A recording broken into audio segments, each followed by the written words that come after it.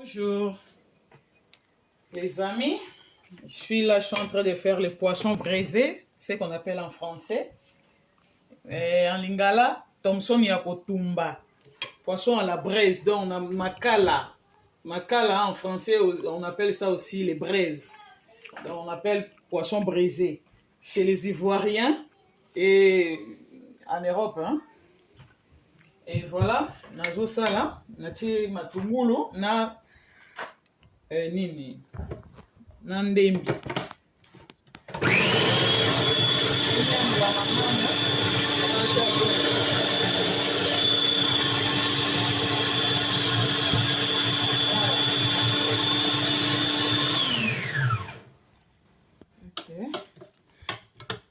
Naza na besoin pe ya ndembi mpona kosala nango eloko mosusu tout à l'heure na kolakisa bino eloko nini na kosala nango.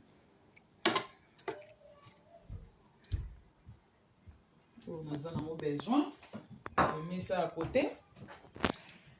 Bon, je vais ajouter le gingembre, ginger, na Thomson na biso.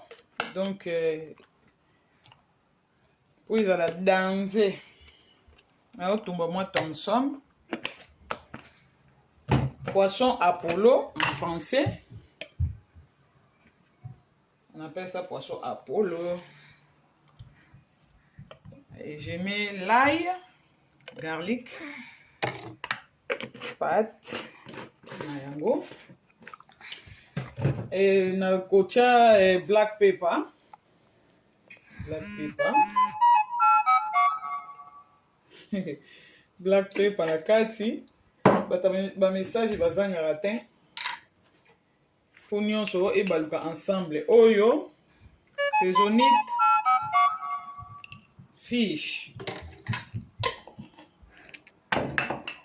Nazo tia pe aroma na biso na linga ozanga sango te ezaka jaune, ezaka kitoko mpona biloko. Bolimbisi nini solo ya nini oyo ya black pepper ekoti na zolo. Mwene salinga ndenge wana na etenue. Vraiment oyo mwa goût na ma Thomson po Thomson na biso ezala pete ebelaka la pete. Après chaba biloko oyo na ozomwa tomate ya pâte muke na ko tia na kati mingi penza te muke kaka emonana nango te. C'est bon ndenge wana.